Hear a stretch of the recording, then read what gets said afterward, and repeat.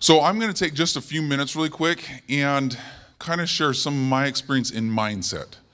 Now, the one thing that I have realized in meeting a lot of people, just people who are very, very successful, people who want to become successful, the one difference, there's one thing that I've noticed between someone who's really, really successful financially in life and everything, and they've got it all put together, versus someone who doesn't.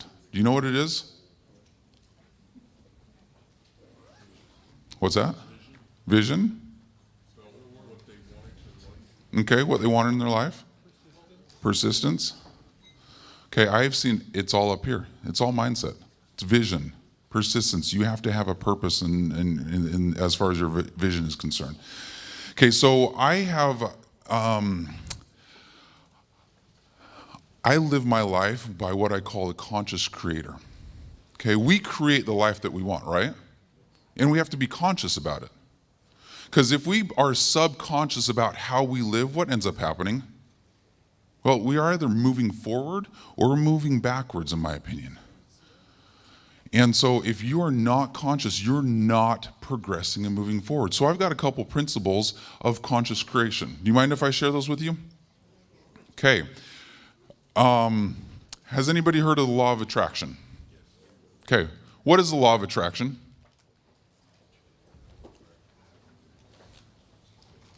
I'm hearing a lot of answers. What's that? Make yourself a magnet to things you want, right? Now, the first rule is, or the first law that I live by is the law of attraction. Now, here's what I've realized is the law of attraction. I say, you know what? I want to be a millionaire. And I just stand here and I do absolutely nothing. Is that actually going to happen? No. Okay, so law of attraction actually requires some effort to make it happen, okay? But law of attraction, number one.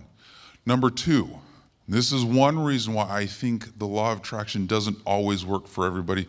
I call it the law of purpose. Okay? We have to have a purpose for why we're doing it. Why do you want to become successful?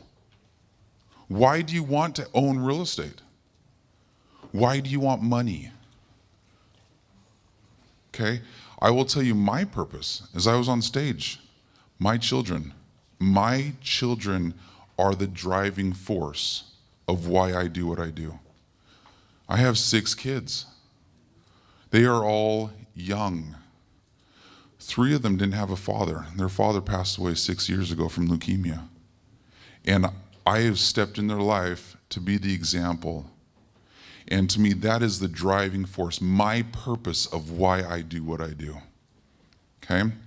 So that was the second law, law of purpose. The next one is choice and accountability.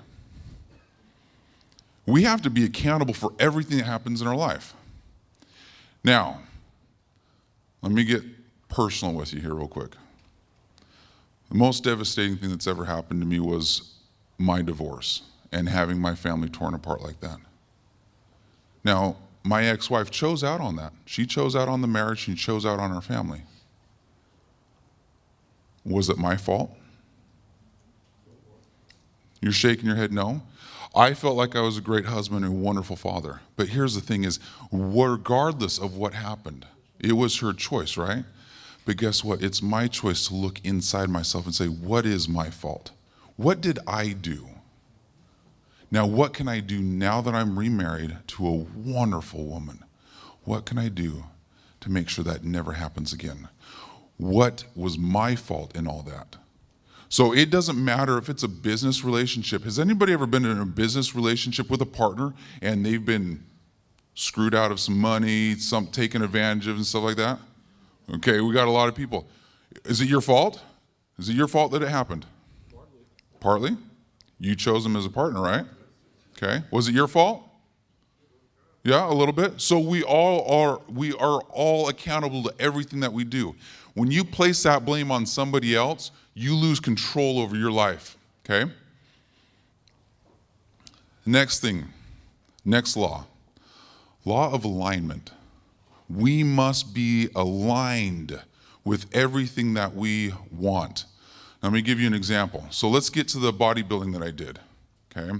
This was really cool, dropped down to 4.5% body fat.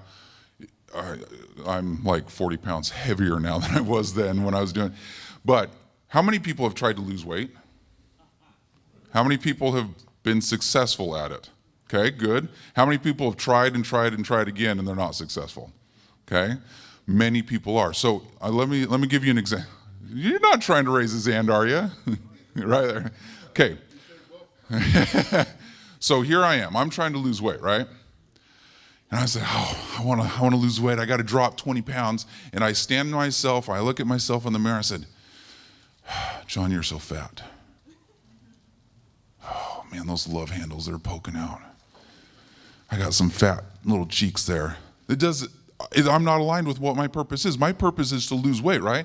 But every time I look at myself, I am throwing negativity at myself, talking myself down. I am not aligned with what I want, okay? You must be aligned with your purpose and your ultimate goal of what you want. Okay, next law of faith. How many people have tried something and failed? Okay? How many people have tried something for the very first time and they just don't know if they can get those results? You have to have faith, regardless of what past events have happened. You have to have faith that you will succeed. Okay, we always talk about failing forward. When you fail, see that as an opportunity to learn and grow.